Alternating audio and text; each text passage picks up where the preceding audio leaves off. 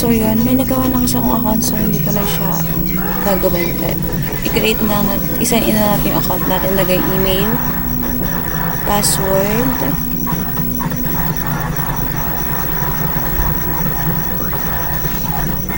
wait, may nag-pop up. And then, the MFA code or para ma-enable natin yung MFA niya. Download natin yung Google Authenticator. So, yun.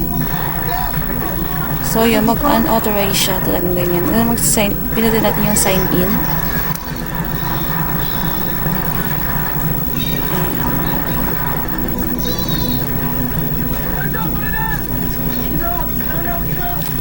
So,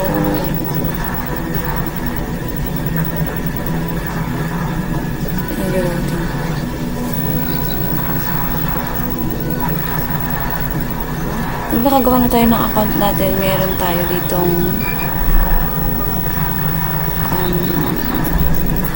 all services. Yan.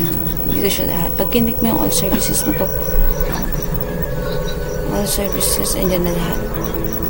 Makikita mo siya dyan lahat. And then, pag may account ka na, makikita mo yung account mo sa gilid. Account information. So, andyan na siya lahat.